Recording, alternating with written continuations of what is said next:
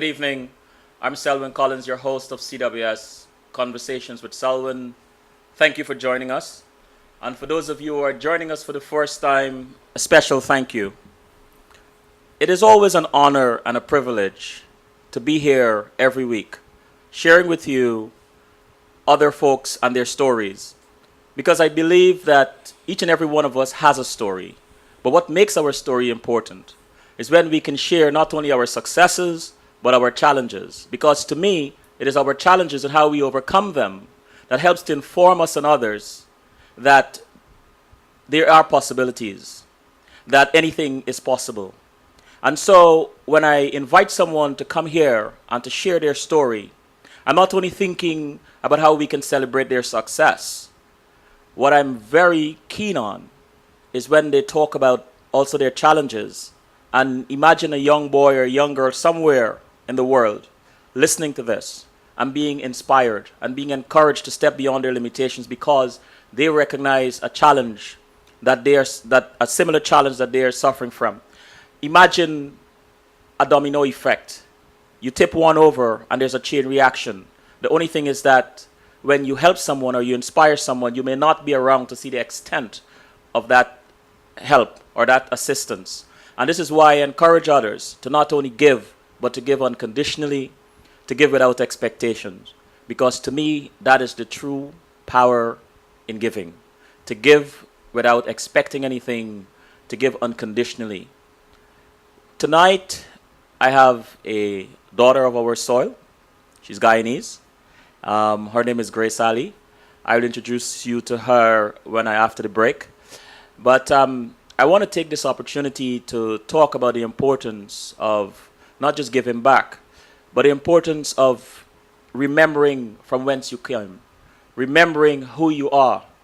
Grace Ali tonight is going to share with us her journey, but some of her work in arts and I think cultural production of Guyana. And I'm going to ask her tonight, why is it important for her to do this?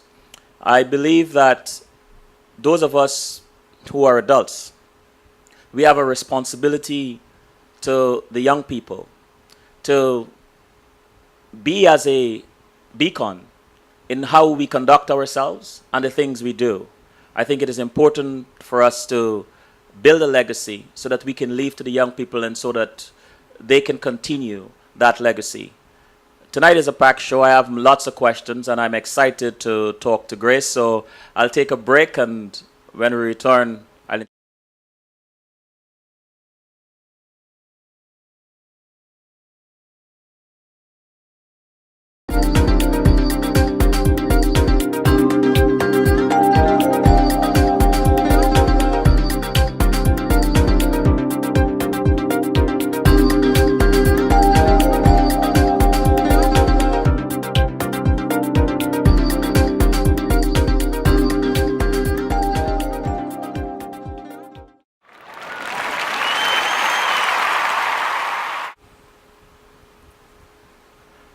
We are back, and those of you who are joining us for the first time, I'm Selwyn Collins, your host on CWS, Conversations with Selwyn. The lovely lady next to me is Ms. Grace Ali. Grace, good evening. Hi, Selwyn. How are you? I am fine, thank you, Grace. Thanks for coming. Of course. Of course. Well, let me start right away by just giving them a glimpse of your bio.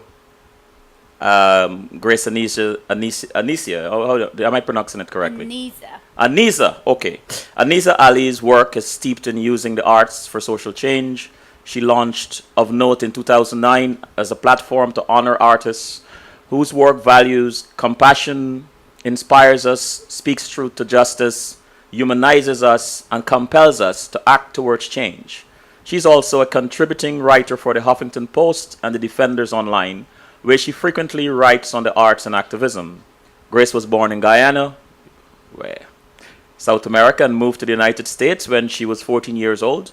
Having grown up surrounded by a culture of illiteracy among women, she is committed to the work of educating girls in developing nations. She is a Fulbright scholar and spent a year in India, 2003 to 2004, working on literacy among India's women and girls. She recently traveled to Ethiopia with a Abyssinian fund and wrote about her experience on educating girls in rural communities. In 2011, she was selected as the World Economic Forum Global Shaper. Grace currently lives in New York City and recently served as the Associate Director at the Dwyer Center, where she worked to make the artistic and cultural legacy of Harlem accessible to a local and global audience. She's also an adjunct professor of literature for the City University of New York, CUNY. Prior to moving to New York City in 2006, Grace worked in social justice advocacy for the internationally recognized Lawyers Committee for Civil Rights and the Sentencing Project in Washington, D.C. Grace holds an MA in Africana Studies from NYU, where she was the recipient of the Henry McCracken Graduate Fellowship, and a BA in English Literature from the University of Maryland, College Park, where she graduated magna cum laude. Ooh. I know it's Wow. it's too much. Grace, let's start. When you hear the word Guyana, Yes. what colors, sounds, and smells, in addition to other things, that come to mind? Colors, green. Uh-huh. Just because there's lots of nature. Sounds, water. Mm-hmm. Because I went to school. I went to Queens College, and so you could always see the Atlantic Ocean from school. And smells, curry. I didn't even know you did go to QC. Yes, I went. Oh, to we have QC. something in common. QC, Okay. yes. Wow. Wow. And so what can you tell us about growing up in Guyana that still resonates with you today? Well, last time I was here, I think I talked about the blackouts, Yes. right? So I can't talk about the blackouts again. I'll talk about the food. Mm. You know, you can't recapture the food, even though I go to Caribbean and Guyanese restaurants here. You can't. Mm-hmm. It just tastes so different. You can't recapture the food at all. So I miss that. I miss the food. I miss the food quite a bit. Sorry about that. I wanted to make a slight adjustment, Grace. And so describe a woman who you admire and who has influenced your life. My mother. Tell us about her. My mom, Ingrid, Mm-hmm. was born in Guyana when I think the country was still under, without giving away her age, was still a British colony. Mm-hmm. And so she's seen Guyana go through a lot of things. And in fact, I think my mother's life is sort of parallel to Guyana's growth and evolution. If you sort of want to think of Guyana's journey from being a colonized state to being independent and sort of growing up and being on its own, I think you can sort of think of my mother in the same way, because she's had to do a lot of growing up and becoming independent in her own sort of way. All right. But my mother is probably the most generous person that I've ever met. Mm-hmm. And I've met some really, really generous people, but my mother continues to be one of the most sincere women of character and integrity. Are you the only girl? No, I have a younger sister. Uh-huh. But, you know, I mean, everybody says that about their mother, but All right. I will, and I do all the time. Why are art and photos so important to you, and what is the constant emotion they evoke? why are the arts so important to me? Everybody has a language, I Right. think. You know, everybody has a language in which they communicate. Sometimes when words fail you, you need something else. Mm-hmm. And for me, that language, that wordless language, is art. And so when I can't articulate something with words, art fills in that gap. And sometimes it's a better alternative than words. Mm-hmm. So it moves me in that way. I'm really drawn to images and photography For two reasons. I think they're art. Mm-hmm. And secondly, um, it's an important tool to help us remember our history. And so you can capture and document something in an image that can live and that can trigger so many memories. And so that's why I'm really, really drawn to the photograph and the image. So, who is Grace, and is there a cause to which she is committed? Who is Grace? Yes. Grace is Ingrid's daughter. I think that's sort of the best way I can describe myself. Ingrid's daughter. I'll leave it at that. I'm Ingrid's And daughter. is there a cause to which she is committed? Yes.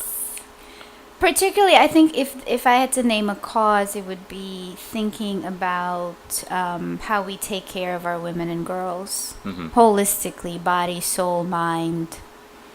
That would be my. What drew you to that? I mean, at what age you realized that this is something you're passionate about? Well, I am a woman and a girl, so I think that would be the first the first thing. I think it's growing up among women that my heart bled for and that I saw who were so phenomenal in their own ways. But because of either the culture or the society or the economic situation or the family situation or the religious situation that they were born into, weren't able to live their best life. So, And I think that was the beginning of it. okay. So how has your role as a global shaper evolved since 2011 when you were selected as a World Economic Forum Global Shaper?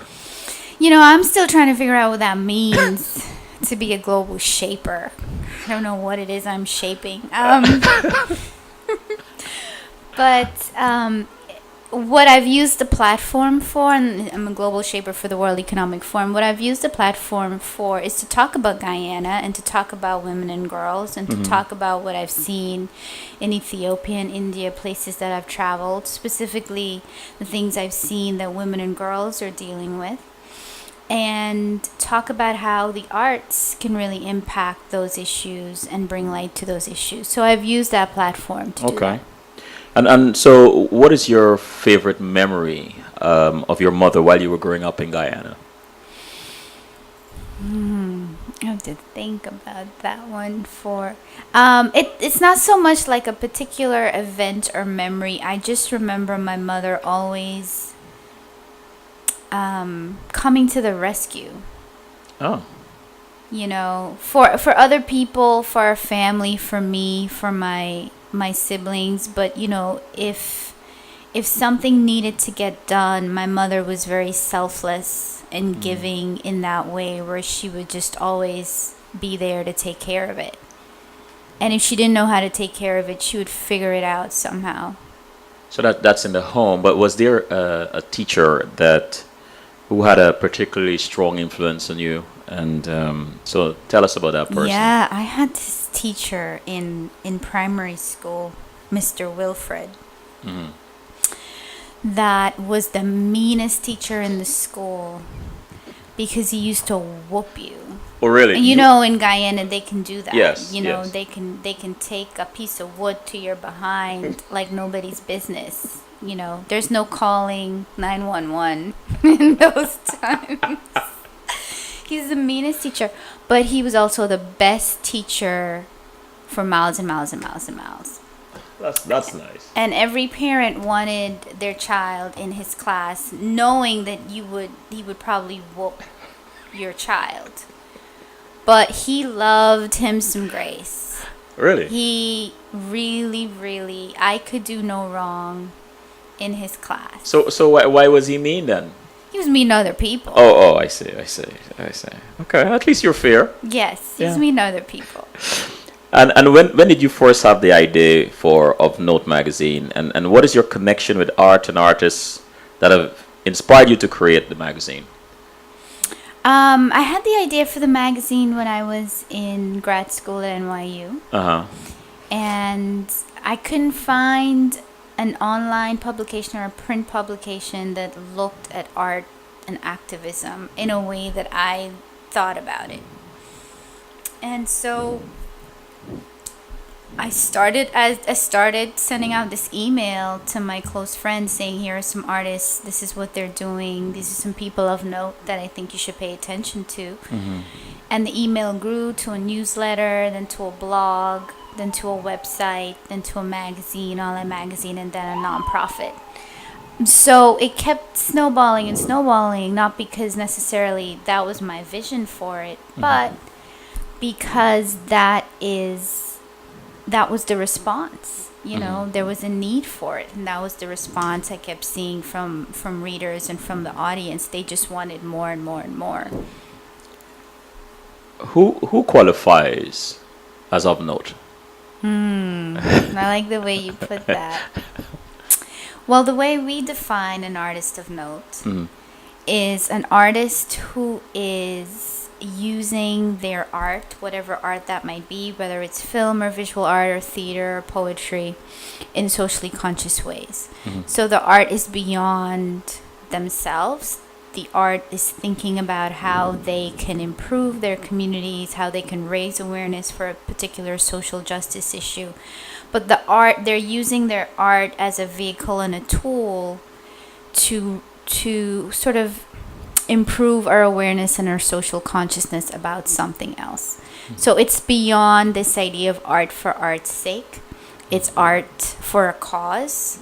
It's art with an agenda, but it's an agenda that includes, you know, not to sound cliche, but improving the state of the world, improving communities. And why are you so passionate about art and artists? Like I said, it's, you know, it's a language that I understand and I think is beautiful, and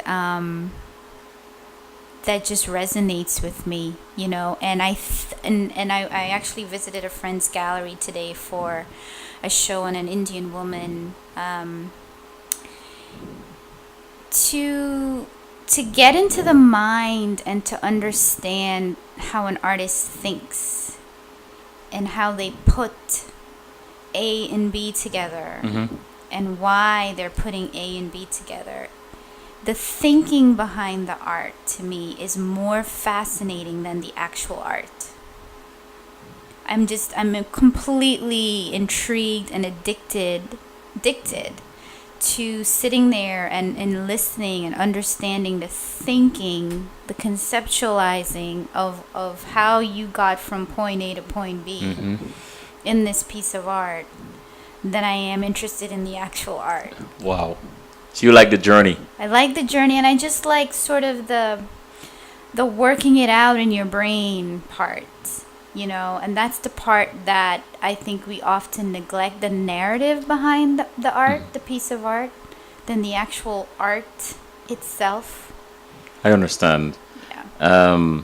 How have the magazine's goals, scale, and style changed since creating it?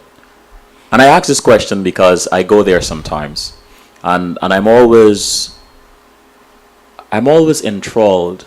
First, I'm captivated by its seemingly sparseness. There's a sort of elegance to it. And then I am enthralled by the content. Thank it keeps you. me there, you know. You're welcome. But so going back to the question though, how was it? How was the goals and scale and style changed since you created it?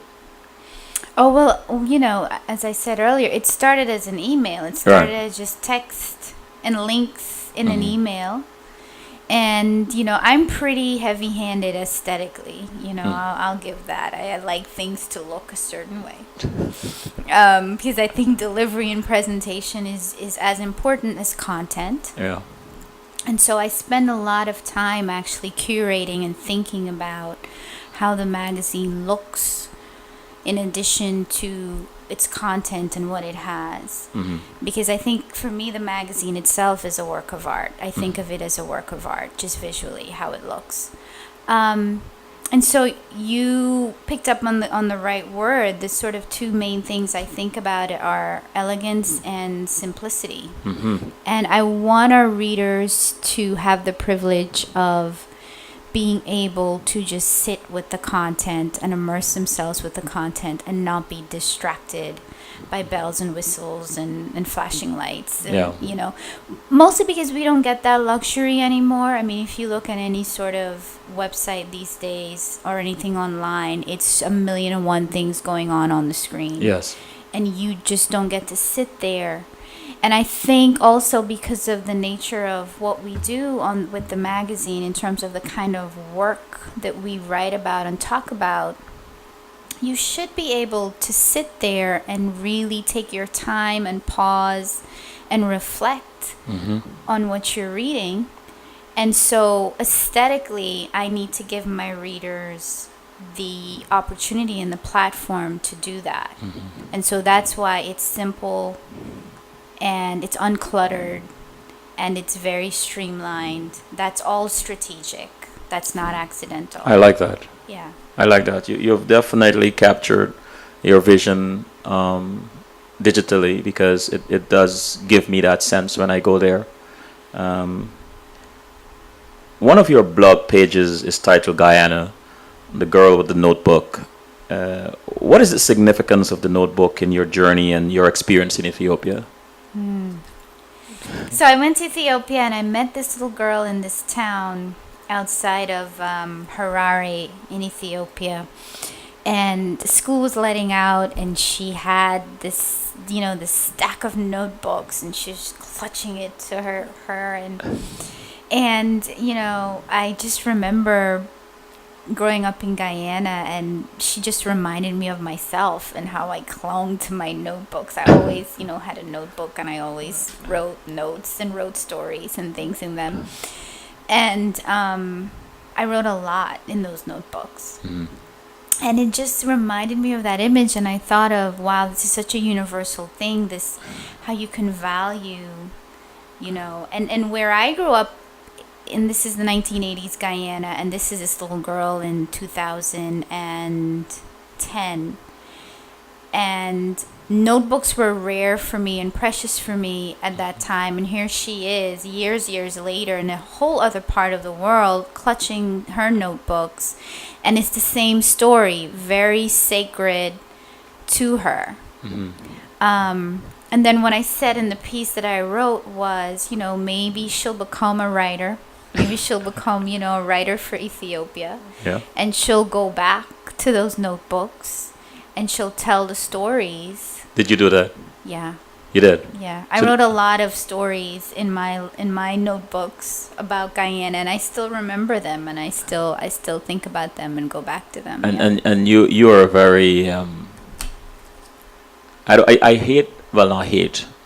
I am very cautious with using the word pretty as an adjective to describe someone's skills. I almost said you're a pretty good writer, but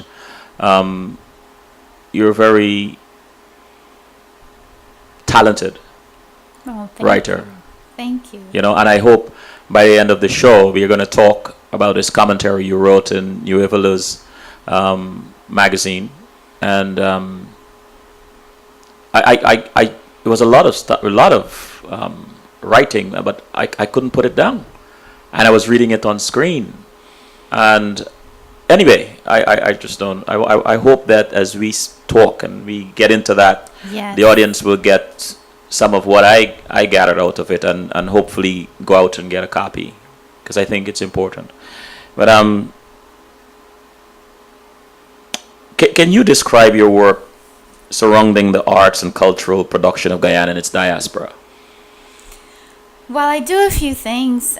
First, with the magazine, I try to write about Guyanese artists, whether they're in Guyana or whether they're in the diaspora, as much as I can. So we've profiled, people you've had on the show. We've profiled Carl Hazelwood, who's a phenomenal visual artist.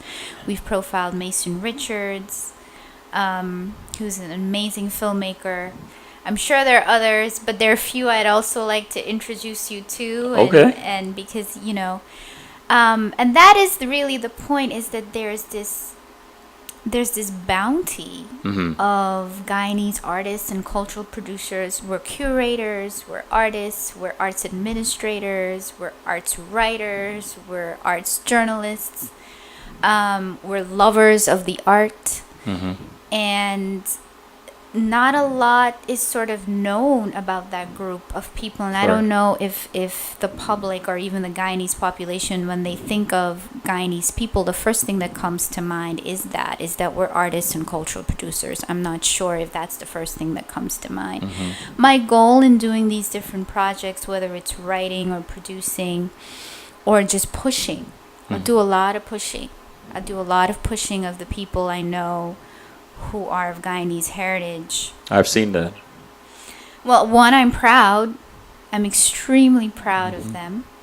And secondly, I think it's important that the public sees that Guyana and Guyanese people are very multidimensional.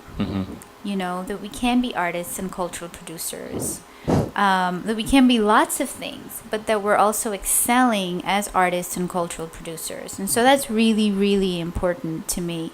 And it's really important to me because I think one of the most important roles in our society is of the artist. And let me just go to the chat room a quick moment before I ask my next question. Karen G, good to see you again. Is your magazine online or on paper? And next question by Karen G. Guyanese artist Norma Anna Venton in the Netherlands is brilliant. Thank you for sharing that, Karen. And yes, you can go to ofnotemagazine.org. We're completely online. Okay. What are some of the ways in which artists are using the art to promote art and cultural awareness of Guyana? I just mentioned Mason Richards, who's a friend and a colleague who's also been on your show. So, you know, I recommend your audience to dig up his show. The short film, The Seawall? Yes, and his interview with you here. And his interview with me, yes.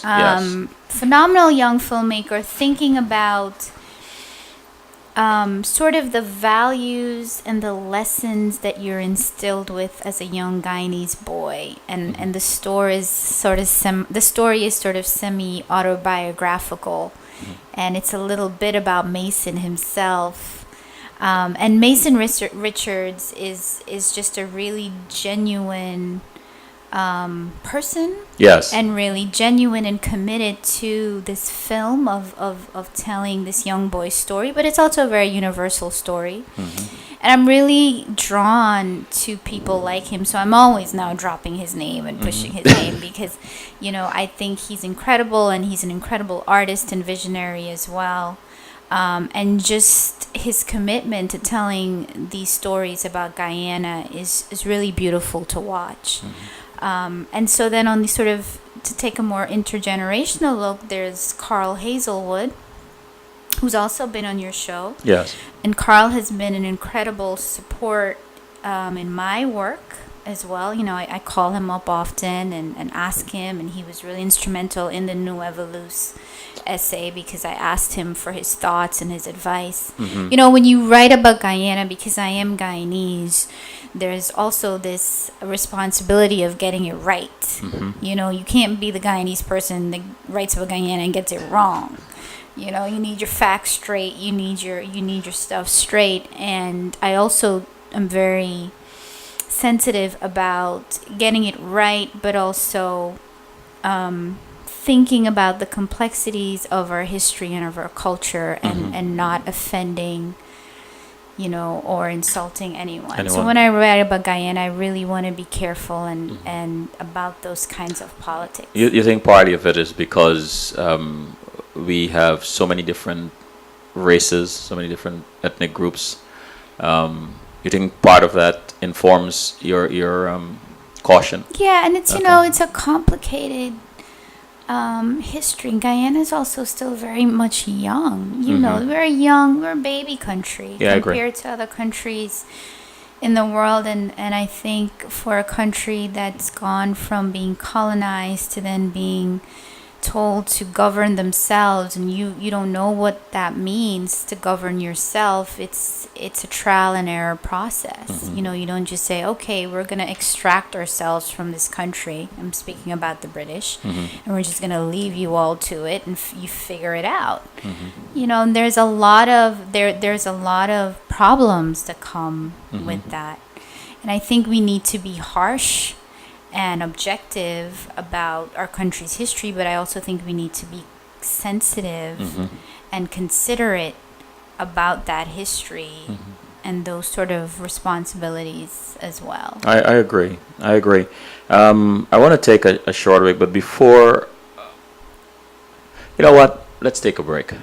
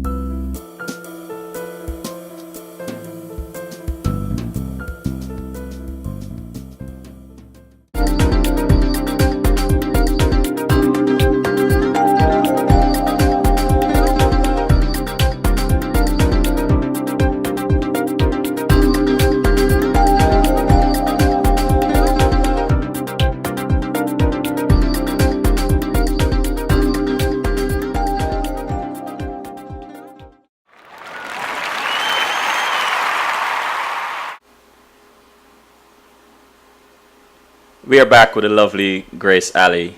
I'm Selwyn Collins, your host of CWS Conversations with Selwyn. Grace, congratulations on your recent commentary in the Nueva Luz. Is that the correct pronunciation? Yes.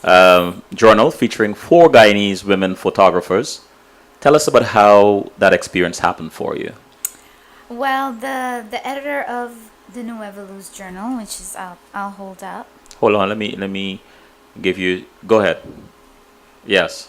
Little shameless plug. That's fine. The editor of the journal, Miriam Ramayes, is she's an incredible woman, and part of the mission of the journal and the organization Enfoco that she runs is to put a light on emerging photographers. And so I went to her and I said, we really need to talk about Guyanese women photographers. One of them, Nikki Khan, who is a photojournalist for the Washington Post, had won the Pulitzer 2 years ago. Yeah. And I think she is probably the only Guyanese woman photographer that has a Pulitzer. That's major. That's important, and she ought to be celebrated. And so I read about her, and so she sort of turned the wheels for me in thinking about, well, let me look at some of the other Guyanese women photographers and talk about them as not just one woman, but as a group, as a movement of Guyanese women photographers and image artists and image makers. And so we profiled Nikki Khan, who's in Washington, D.C. We profiled Keisha Scarville, who's here in Brooklyn, New York, who actually, plug for Keisha, has a show opening tomorrow night at the Brick Arts Gallery in Brooklyn. So if you are free, go see it, BRIC. And I hope to see Keisha here talking with you soon as I well. hope so too. And we profiled Roshini Kempadu, who's out of London, and then the last photographer is Sandra Brewster, who's out of Toronto. So we really looked at Guyana and the diaspora as well. And these cities, New York City, Washington, D.C., London, and Toronto, have the highest number of Guyanese people living outside of Guyana. So it was really important to look at their geographic homes as well, because they're representing the Guyanese diaspora based on where they're living. And Miriam Ramias, the editor, was incredibly supportive and green lighted the work and the project, so much so that she was the one that said, let's take over actually the whole issue. Let's just have these four women Really? take over the issue. So there's my commentary, but then each of the four women get full portfolio spreads in the issue, so you can see a body of each of their work, an incredible representation of their work in the issue. So to get it, you can go to enfoco, enfoco.org, and you can either download a PDF of the issue, or you can purchase a copy and have it shipped to you, and it's a very minimal cost, but it's a really important issue. Enfoco.org. Enfoco.org, yes. You know, I want to take a step back from Nueva Luz for a moment. Because I sense there is a connection here, and perhaps you can help me make the connection. You and other artists are featured under a title called The Photographic Self in Woman Made magazine, a nonprofit organization that supports women in the arts. Can you tell us a bit about The Photographic Self, and what is your connection to Women Made magazine?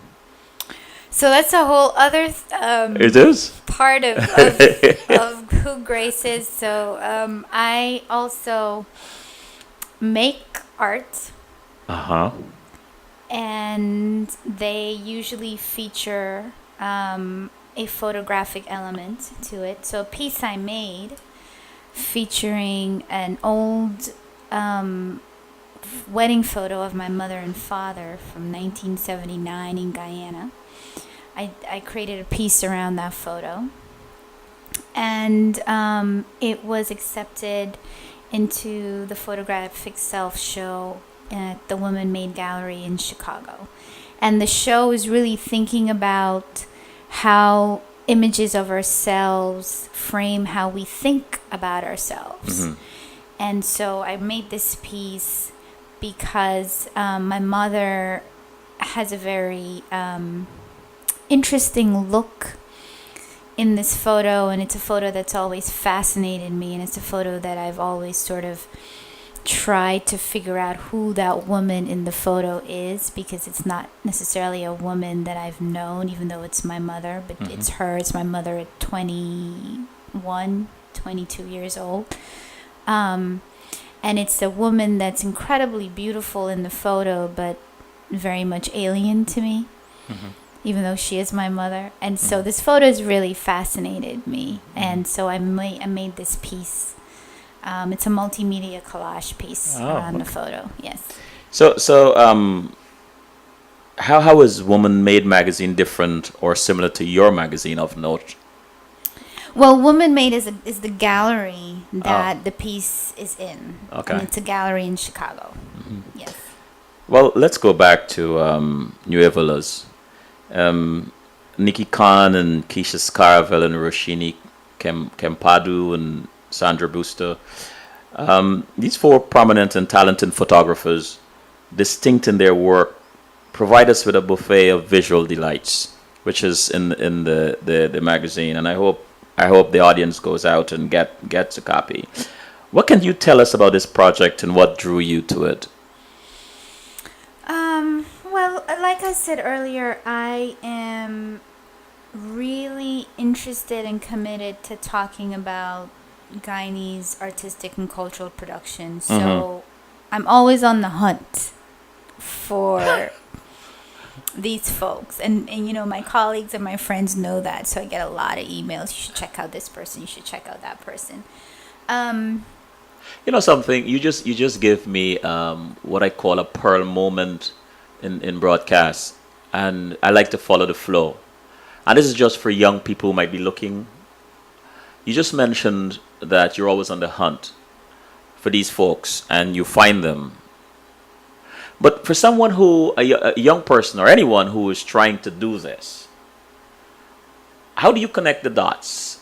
You know, like you're hunting, you're trying to find these people, but what keeps you going, and what encourages you to, you know, look Yeah. for them? An incredible thing happens in the universe when you talk about what you want to do. Talking my language. Go ahead, The girl. universe responds and people hear you, Mhm. and you may not think they're listening. But the more this is what I want to do, this is what I'm interested in, this is what, gets me up in the morning, put it out there. Put it out there. So when I say hunt, I'm not on Google all day. Right. That's not Right. I understand. what I mean. It's a metaphor. But I'm at dinner, I'm in a meeting, I'm just talking about what excites me, what I'm interested in, what I really want to do. And somehow, through the circle, and I'll get people emailing me. There's a photographer that, I came across that, just put it out there. I interject a moment ago so that you can make this point. I would like you to get back there, but let me just go to the chat room for a Okay. second. Skaranji said, we have many Guyanese artists that go unknown. We also have a showing at the International Film Festival coming up, Loaded, by director Andrea Williams. Congratulations, Andrea. That's a friend of mine. And Karanji, yes, good for Roshini. Carol, why are you so patriotic when it comes to the arts and culture of Guyana? And then Karen G says, aha, I love my grace, the universe, huh? So, finish your thoughts on that question I asked. You want me to repeat the question? Yes. I thought so. I said, what can you tell us about this project and what drew you to it? It's really important for me that these women, and not just women, but Guyanese artists in general, but for this issue in particular, it's really important for me that these women get the recognition that they deserve for their work. I mean, they're not doing it for recognition, clearly, but there is there's a generosity to me in their work. And one of the things I say in the piece is that the piece is called A Guyana Worldview, Mm-hmm. that I see a sensitivity in their work and their commitment to the social issues or causes that they're documenting that I think is very Guyanese, and there's a Guyanese value to me there in the way they look at things and their lens on the world.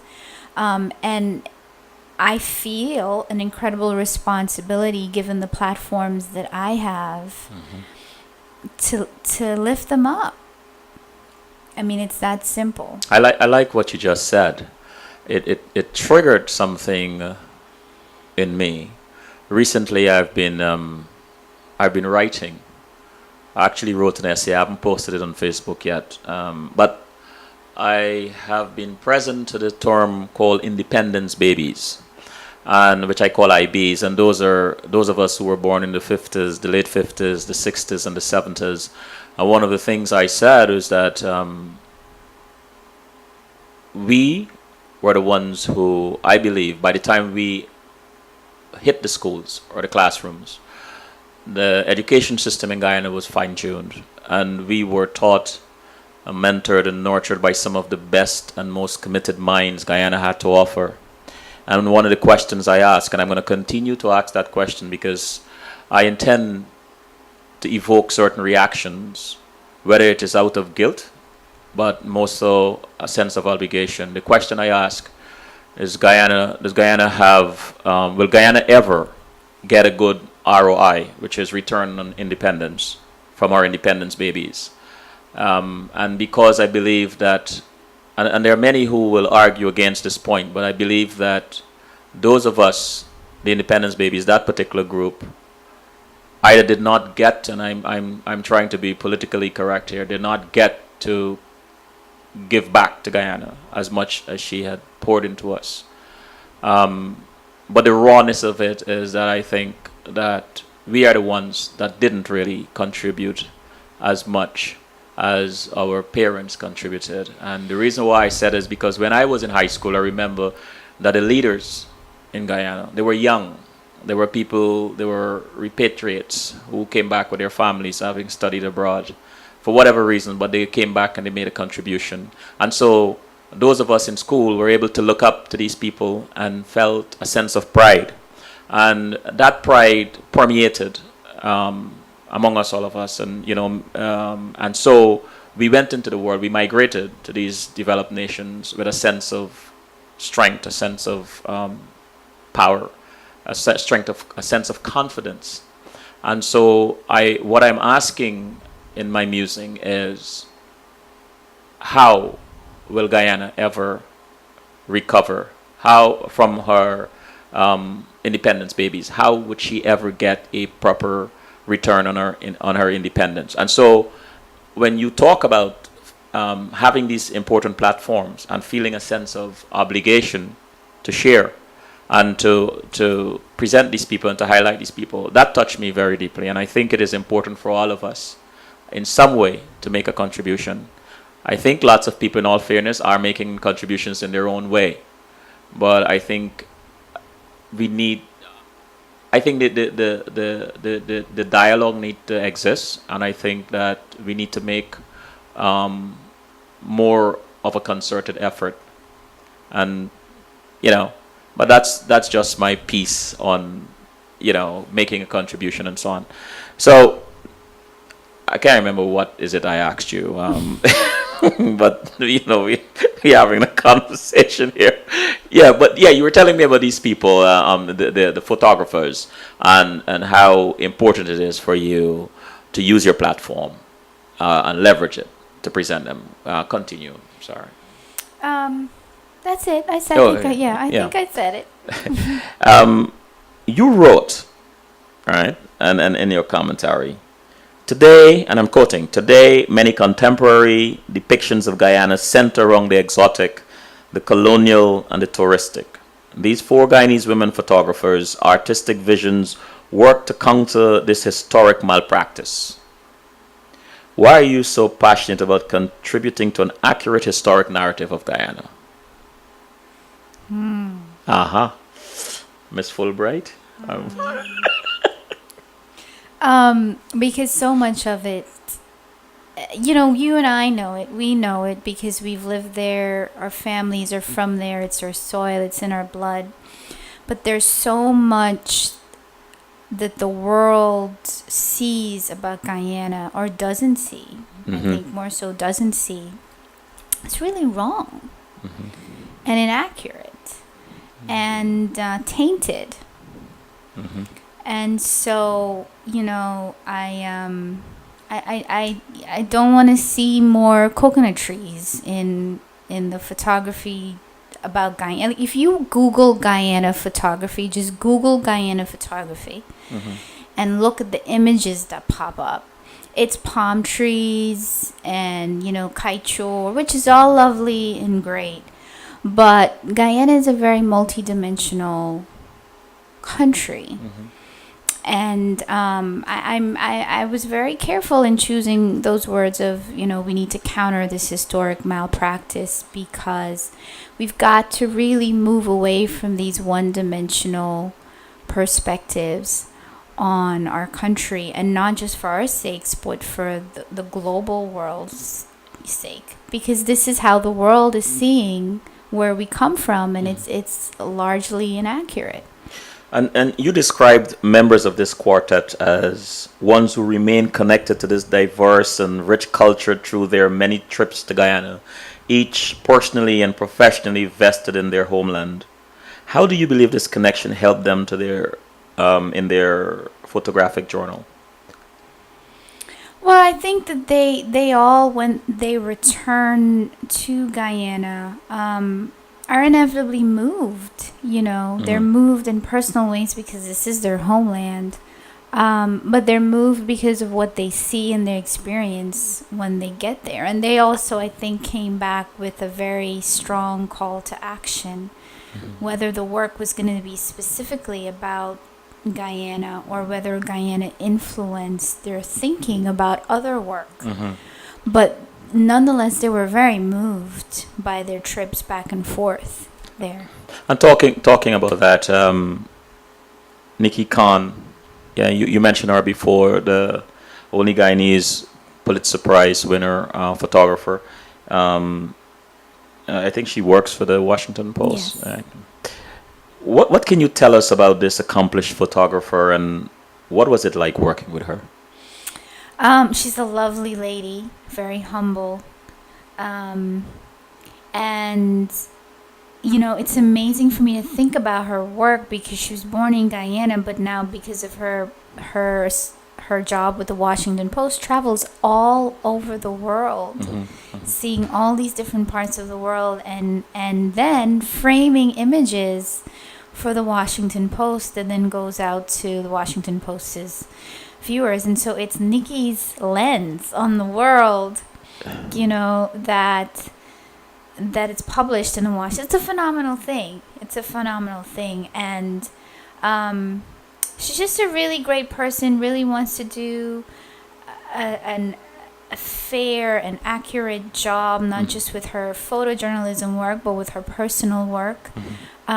Doesn't really get the hoopla about about who she is and the attention and things. Is very sort of humble about it. And just really, I really encourage people to go to her website, nikkikhan.com, because she did a portfolio on AIDS in Guyana. nikkikhan.com. .com. NIKIKHAN. Yes. .com. .com. And you can see not just her work in Guyana, but her work all over the world. Okay. I was drawn to the way. Well, let me just go to the chat room for a second. DACCB said, Sal, have you considered hosting a panel discussion on CWS about IBs? You know, DACCB, I didn't consider it, but thanks for the suggestion. I am going to work on that. I think it's important. I was drawn to the way you compared Kempadu and Brewster's making of the female body prominent in their work, but especially how Brewster invites us to apply a gendered and general lens by asking us to explore ideas of identity, of what it means to be Black, Guyanese, Caribbean, and Canadian all at once. Can you tell us what the common thread that connects these gifted photographers is? What I say in the piece is also what I mentioned before, is this sensitivity and value that they have in their work, which I called a Guyanese sensitivity and a Guyanese value. I'm just going to claim that and be very biased about it. And I read compassion when they point that lens on whatever it is they're doing. I see compassion in that way of seeing. That's sort of the connective tissue I see among all four of them. What surprised you about this quartet?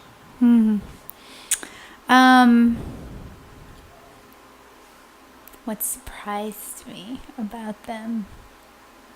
I guess shouldn't be surprised, but this is just me being addicted to the way artists think. Was really moved by their creativity and just how they're thinking about the work and thinking about being influenced by Guyana and invoking Guyana in their work. I sense a curiosity in you about creativity, and for creative people, you know, I'm considered one. I consider myself one. Curiosity is very important, extremely important, and you are creative yourself. Does it inspire you when you see others' creativity? Does it inspire you to be more creative, to explore that side of you, or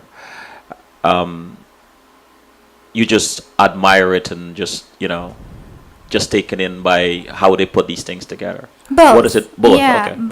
both. Because it's also a way for me to be fascinated and curious about another person's creativity and thought process. It's also me sort of thinking about my creativity Uh-huh. and thought process and engaging my creativity with their creativity.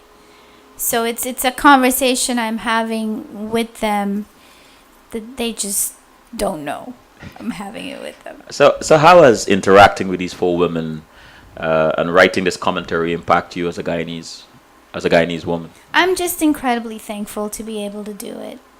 You know, I wish I could say that there are other people doing this and with me and writing not just about Guyanese photographers, but Guyanese writers, Guyanese women authors. And so I feel very privileged and thankful to have been able to be the one to bring these four women together on the page and showcase what they're doing to the world. I feel very honored to be able to do that.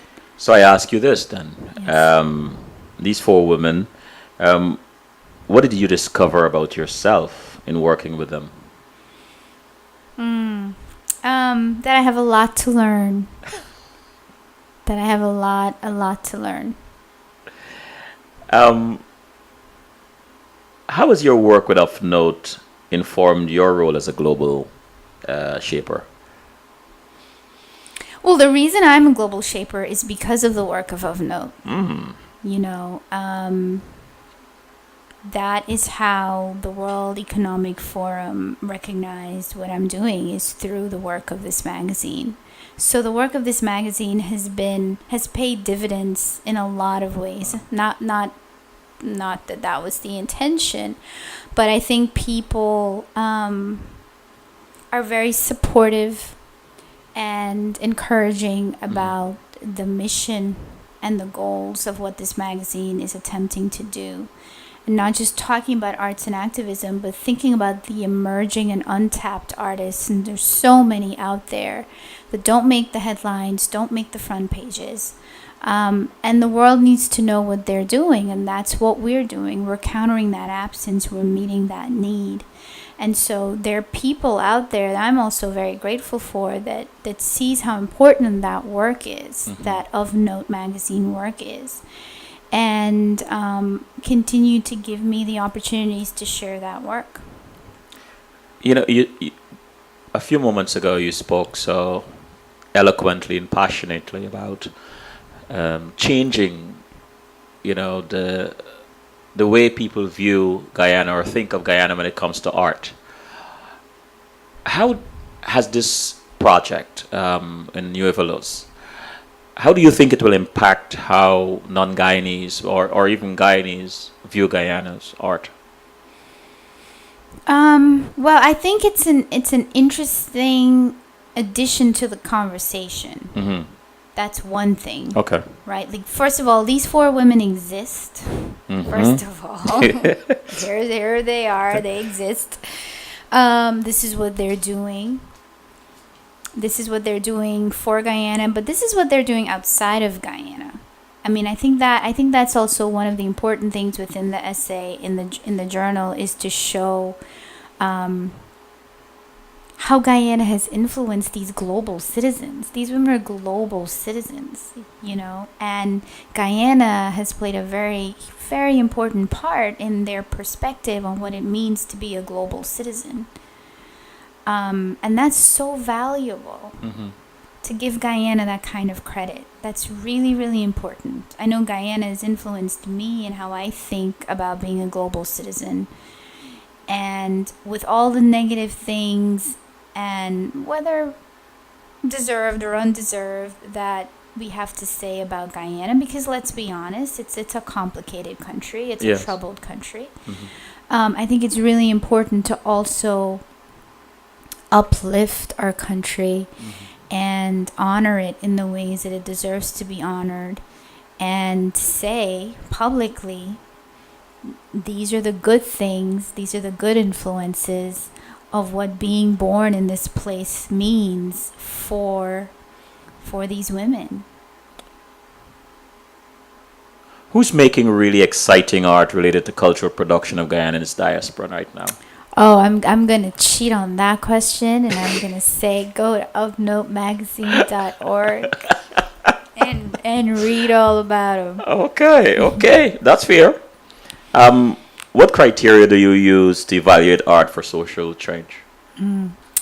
I look for artists that are very timely with their work, Excuse me. but also artists. I think I'm also very drawn to artists that are using their work to talk about the things nobody's talking about. Mm-hmm. You know, they're thinking about absence in a very, very critical and creative way. And so, for example, nobody's talking about Nubian communities in Egypt and their experiences. And so, you know, I'm intrigued by that. And I'm now on the hunt for artists that are talking about what it means to be Nubian in Egypt. I'm on the hunt for what it means to be a Tibetan citizen. Mm-hmm. You know, what that experience is like. I am interested in artists who are thinking about being prisoners of war Mm-hmm. and using art to talk about that very complicated experience. So those are the kinds of things that I'm drawn to. And, you know, because I'm boss lady, I get to sort of choose these kinds of stories and go for them. Who are some of your favorite artists? Well, because, you know, we're here talking about Guyana, I'm going to name my favorite Guyanese artists, these four women. Uh-huh. I really, really have a lot of respect for Carl Hazelwood. Mm-hmm. Because he's just an incredibly generous Yes. person with his time and his wisdom and his creativity. Yes. And I mentioned Mason Richards as Yes. well. These are people, you know, I encourage your audience to all take a Yeah, look at. yeah. They can go to the past shows and look for Carl and Mason, their interview. Who's inspiring you at the moment? Who's inspiring me at the moment? There are lots of things and people inspiring me at the moment. Edwidge Danticat, Uh-huh. who's Haitian, is inspiring me at the moment because she just had a piece in the Atlantic, I think, where she was quoting another author, but she says really the immigrant is an artist. The immigrant is The an artist. immigrant is an artist. So the universal immigrant, because it takes great artistry to leave your homeland and come to another country and create. One must create a new life for themselves. And that is what makes the immigrant That's brilliant. the artist. I love that. Well, That's- she's brilliant, and Yeah, it she's an incredible person. You went to India on your Fulbright. What Yes. surprised you about India? How crazy and chaotic and beautiful this country can be, and it all just exists simultaneously. Organized chaos? Organized. I don't even know if it's organized. It's chaotic chaos, but it all seems to work just fine.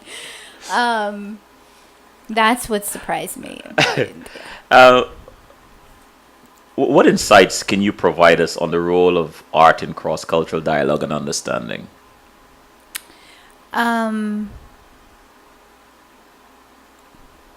Let me hear that question again. So. What insights can you provide us on the role of art in cross-cultural dialogue and understanding? Well, I'll tell you what is sort of bugging me lately. You go to a lot of these conferences about peacemaking and building stronger economies and stronger communities and things, and the artists are there. They're in the conference. They're in the conversation. But they're like in the nosebleed part of the conference. You know, they're like the last thing. Everybody's already gone and stepped out. Or there is a panel just featuring all artists. And that, to me, is increasingly problematic because it's a bit too compartmentalized of a way of thinking about how we think about solving really pressing social issues. artists need to be at the conversation with the business people, with the medical people, with the legal scholars. We're all part of the same mosaic. And so to relegate the artists to the last conversation, you know, or just a panel of artists is not going to work anymore. You know, they also have to have a seat at the table with the politicians, with the legal scholars, with everyone else that has a stake in the issue. And I hope that we continue to see that happening. I agree. So everyone, every segment of our culture is an important strand in this fabric we call a society. I agree. Who are some Guyanese artists of note today? The four women here. Yes, of course. I'll repeat their names. Keisha Scarville, Roshini Kempadu, Sandra Brewster, and Nikki Khan. Other Guyanese artists. Carl Hazelwood, Victor Dovson.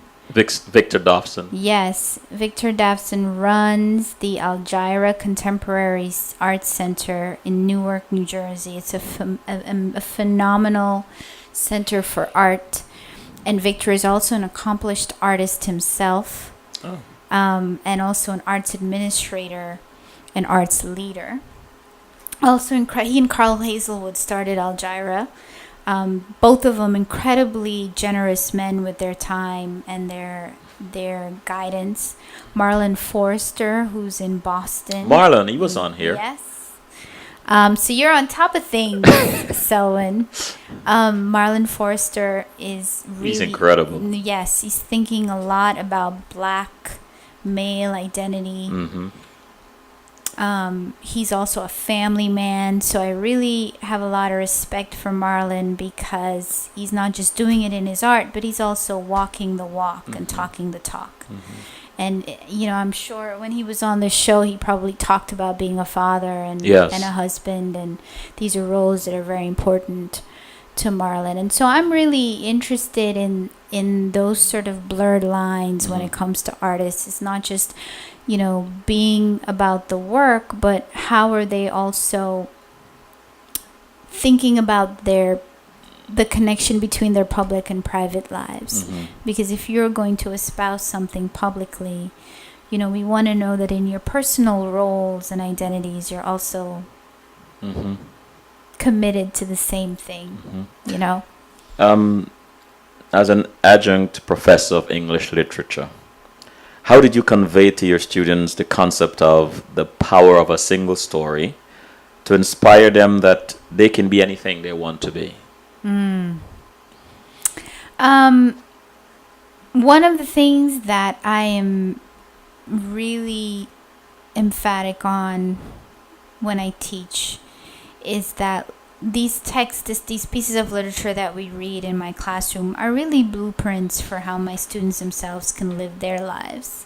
Oh. And so, you know, we read it from that academic critical perspective, but we also get into some really deep conversations about what does this work of literature teach you about how you're living your own life?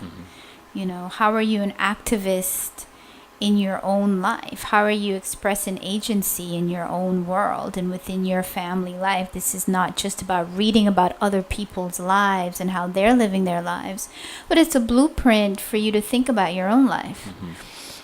So that becomes really important in my class. What matters to you most as an editorial director? Telling the stories that nobody else is telling. And your most rewarding project so far? Probably the Guyana issue. Ah. Yeah, that was very close to my heart. What is your favorite part about determining which topic or story is important? What I just said, I get really excited when I hit on something that I know not a lot of people are talking about. I gotcha. Or that this group of stories and articles is going to completely reframe the way people were thinking about something in the first place. It's going to really turn it upside on its head. You think you're borderline controversial? I hope so. You hope so? I hope so. It's the only way to get attention. You think artists by nature are controversial? It doesn't have to be. Right. No, art can be very peaceful. The art we do is political and clearly has an agenda, but I'm not against art for art's sake. Right. Art that is just beautiful and you can just put a period there. Like, there's no agenda, there's no ulterior motive, there's no social justice cause. That's also fine. I mean, there are days that I just hope for that too. I just want to go enjoy some pretty stuff and not deal with other complications. I often said that in a sentence is not the period that gives me pause. Funny enough, it is the two that follow that one. That's what gives me pause and ask, well, why? But anyway, Karen G in the chat room said, "What I love Edridge's work." Yeah. Yeah. Yes.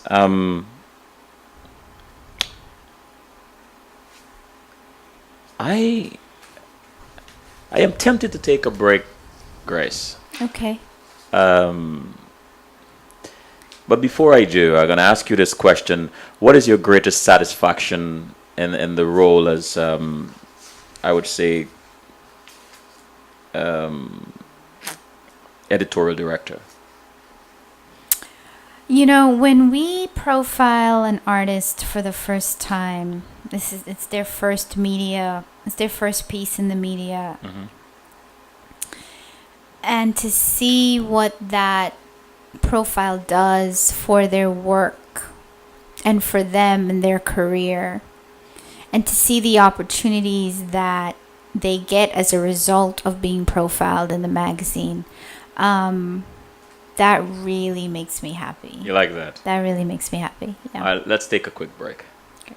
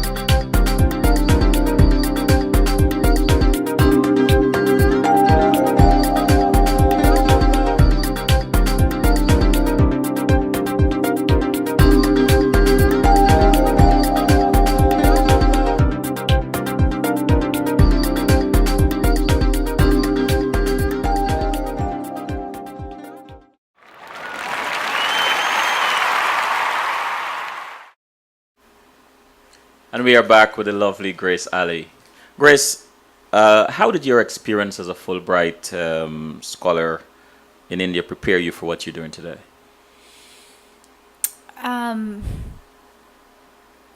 The Fulbright program really teaches you what tolerance means. And I went to India thinking, I was fully prepared for India and that I was a pretty open-minded, tolerant person. Mm-hmm. And my experience as a Fulbright scholar in India really taught me that there was a whole lot of room for growth in that area and a whole lot of room for improvement, because Fulbright really allows you to not go and visit another country. It allows you to become a citizen, a part of that community. You get to be there for a year, so you live there. You live whatever country that you're going to. And so, you're not just passing through. You become invested in these places. And when you become invested in these places, you have to really ask yourself some very important questions like, what am I giving back here? What am I leaving this community with? I'm not just here to take. I'm not just here to come, do my fellowship, do this fancy thing, and be out. And so, you're really forced to ask yourself very, very important questions about what does it mean to belong to a community? What does it mean to give back to a community? What does it mean to be tolerant and open-minded? What did you learn being exposed to this culture? And those are really important questions to really sort of sit with and think about. What is one of the most valuable lessons you learned during that period? That messy is fine. That it's okay. Wow. That I'll get through it. It's okay to be messy. Things don't always have to be. That chaos again, right? Yeah. In the chat room, Karen G said we need to have an arts and film festival annually to encourage and feature our own. It should range from poetry, art, craft, short film, photography, writing, etc. We can't wait for others to do it. She's right. You're right, Karen. What are your thoughts on the unique role of Guyanese women artists and their work for art and cultural production of Guyana? We need to hear more about them. There's so many talented, I'm going to speak just for women, but there's so many talented women that are still untapped. I mean, there are like 10 more of these that I should be writing. Hold it up again, please, so we Yes. can see it. Yes. Yeah. There just needs to be more work. There needs to be more work and more writing and more talking about what these women are doing. What are you most proud of, Grace? I'm really proud that every day I get to do this. Ah. I get to do that. And what is next for Grace Alley? More, we're working on some really interesting issues for 2014. For Of Note magazine, I'm really thinking about pushing the envelope and getting edgier and getting more provocative and getting more controversial. Why? Because sometimes you need to shake things up, Gotcha. Gotcha. And the issues that we're tackling, whether it's, being a prisoner of war, what it means to be a 21st century immigrant in a country like the United States. These are controversial things, and you've got to meet controversy sometimes with controversy. The last time you were on my show, you spoke about immigrations and immigrants and so on. And I urge our audience to go and look for that recording. I'm not going to ask you about that right now, but I urge them to go and look for that recording. It's very eloquent and very informative. Joy L said, keep up the good work. And Thank you. what project are you working on, if you're at liberty to talk? I'm planning our 2014. I can't believe 2013 is out, but we are gearing up to do some really provocative issues for 2014, the ones I just mentioned. Have you ever had an article or a story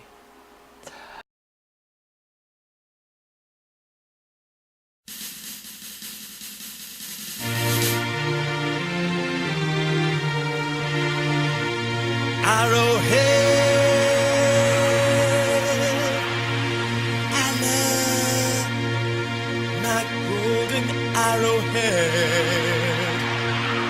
don't think you heard me. I said Arrowhead.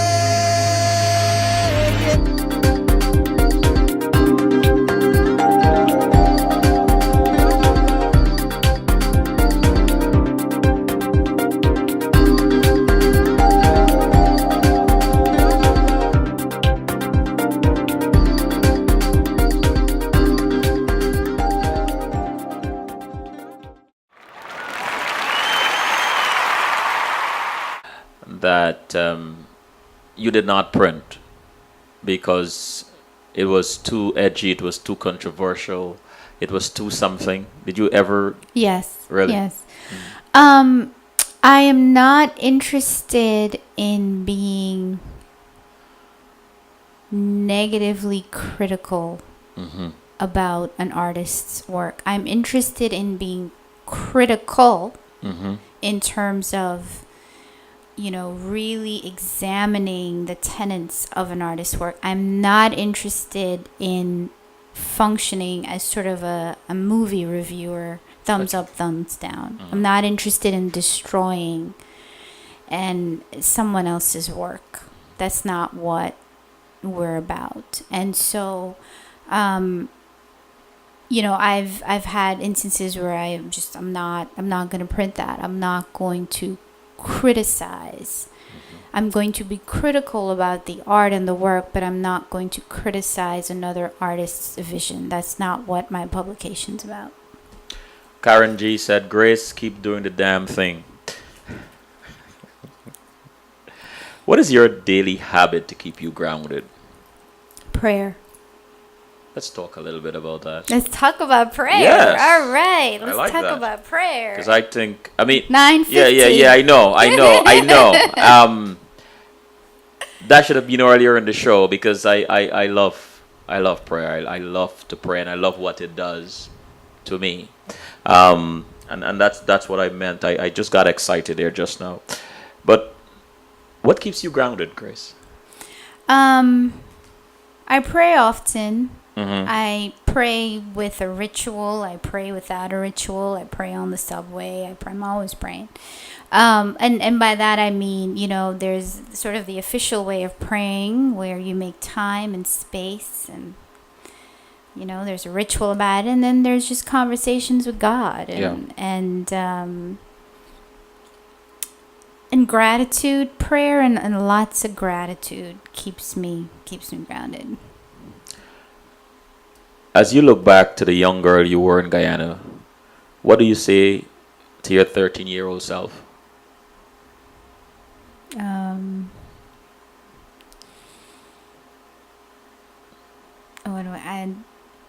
That you're fine just the way you are. Don't change. I think I spent a lot of my teenage years trying to fit in and try to, be normal.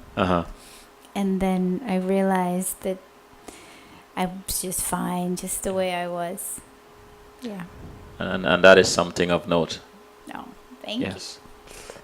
What do you believe makes a quality article of note? If somebody walks away having read something on the site and says this to themselves, I never thought of it that way before. Mm-hmm. That we've moved the needle, that we've shifted the way someone thought about something, that to me is success. Not change their mind, but just given them another way of thinking, another way of seeing. To me, that's success. Carl Hazelwood, Dafson, Marlon Forrester, Mason Richards, Nikki Khan, Keisha Scarville, Rashini Kempadu, Sandra Brewster, all in a room. Wow, what a room. Yes. What do you say to them? Thank you. I must commend your mother for naming you Grace. It seems almost so presumptuous to say you're gracious, but you are. And the last question, which I ask all my guests, what makes you laugh out loud? Oh, wow. Stupid, funny jokes. I like silly things. As serious as. Because my work is so serious sometimes, you know. I like silly, stupid YouTube videos. And So you like comedy a lot. yeah. Good. Can you take us out with some words of wisdom? I really like that question you asked about the hunt.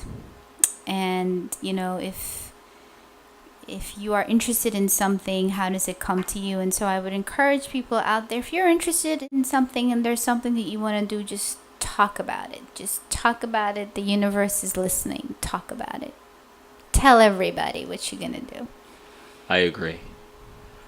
I agree 100%. You want something, ask for it. Talk about it. The universe is listening. I want to close with that note. We're doing a lot of plugs here tonight, right? Grace, thank you. Thank you, Selwyn. Right. I Thank really you. appreciate this, and these women appreciate the opportunity too, so thank you so much. Can you one last time hold that magazine up? Yes. More, yes, and a little higher. Thank you. Nuevalas. And where can you find it?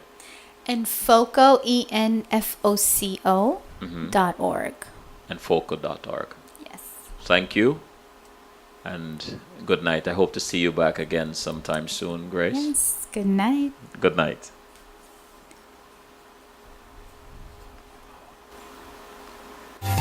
Suffer the little children to come unto me. Every day, more than 30,000 children around the world die of preventable diseases. More than 300,000 children are being used in war as child soldiers. Lord have mercy. A child should be loved. A child should be held. A child should be clean. A child shouldn't smell. A child shouldn't go to bed hungry at night. A child should be taught wrong from right. A child should learn to say thanks and please. A child shouldn't suffer from preventable disease. A child is a fruit that shouldn't be picked before it's time. To do that to a child